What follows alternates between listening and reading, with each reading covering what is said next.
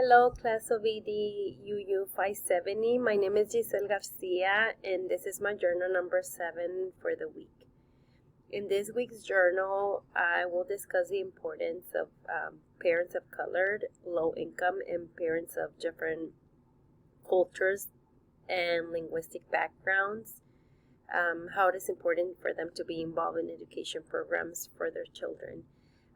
I will also discuss how teachers and other educators can ensure parents full participation in an educational process that is culturally responsive to their values and context.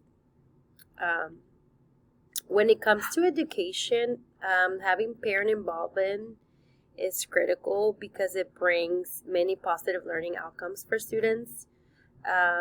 Based on the readings from this week, I learned that parent involvement and participation in school comes from cultural beliefs. Yet for other cultured minorities, there are factors that can influence the involvement.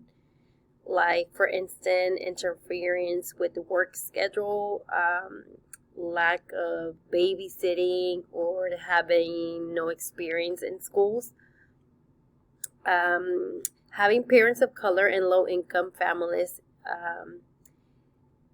involved in their child's education, it's important because it means that parents are setting an example of change and advocating for their children's success. Many cultures do believe that education is the job of the teacher. Teaching parents about the importance of their involvement and how much it can impact and how much it can make a difference in their child's academic success is a critical part. It is important that teachers create a rapport with parents and leave an open communication where parents will feel comfortable when they have concerns in regards to their child. For instance, teachers can ask parents about their best method of communication, whether it is a phone call, text message, email, or a quick note at home. Teachers should ensure that parents are made to feel welcome and that they are the most important part in their child's education journey. At the end, we know that parents know their child best. It is important that parents know that they are valued and that their opinions and input are highly respected. Some examples of family connections and outreach strategies that are used by my district include Parent Square. This is actually a new platform that has been adopted this year by my district. It sends parents notification via email or text.